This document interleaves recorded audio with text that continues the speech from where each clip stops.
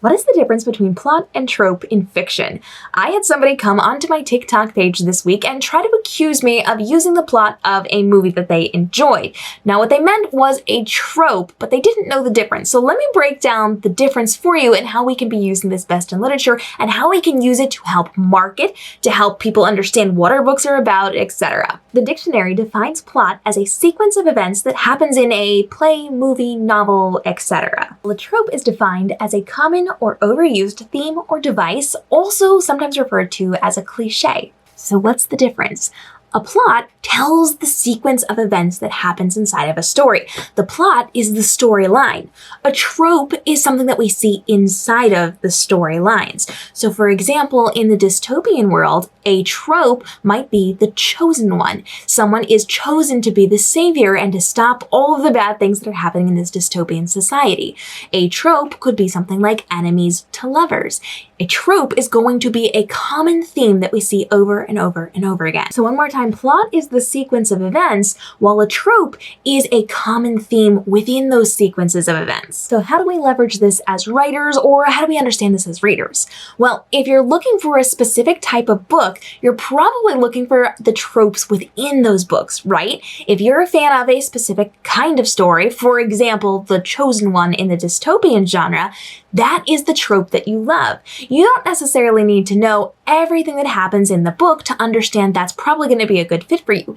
When we market, we lean heavily into the tropes that we are representing, and we need to know those little parts of our stories that are going to draw people in. So your plot will not draw people in. Your plot will keep people inside of your book, but your tropes, those are the things that we are using to tell people, here's what you're going to see inside of the story. If you like this kind of thing, you'll probably like this kind of book, and here's my version of sequence events. Now, readers can take something very interesting from this, because readers are supposed to be writing book reviews. They're supposed to be talking about these books on their social media. If that's you, you need to pay attention to the tropes that you're reading in stories, because reviews are all about helping someone else decide if a book is going to be a good fit for them, not necessarily your opinions. And I've got videos on that as well to help you write reviews that will get you asked back again and again and again.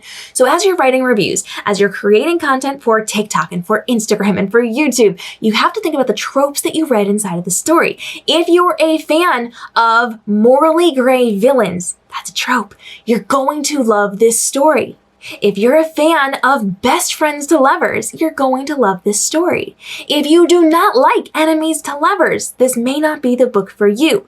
You are not telling us a version of this story where you're doing a book report and telling us this happened, and then this happened, and then this happened. That's not what we want to see.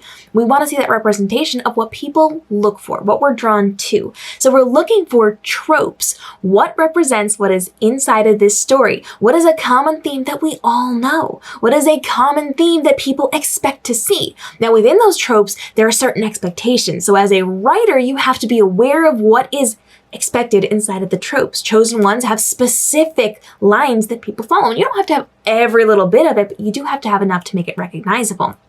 People have to be able to look at it and say, oh, I see where that comes into play. I see how this is going to play out. I know what's going to happen. I love all of these things. This is what I'm looking for.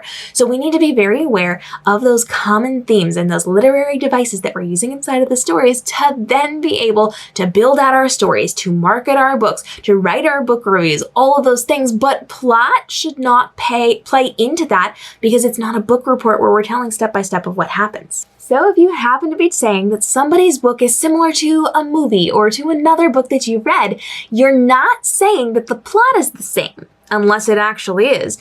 What you're saying is that there are similar tropes, and those similar tropes will either drive people toward or away from those books. You got to be very careful about how you use those, because those are not interchangeable terms. Plot and our tropes are different things. They work together, but they're not the same. If you want more tips and tricks on how to leverage tropes in your marketing or your book reviews, drop your questions down below and hit the subscribe and notification bell, because every single day we're dropping videos here on the channel to help you level up in the writing and reading world so you can be more profitable this year, but spend less time doing it.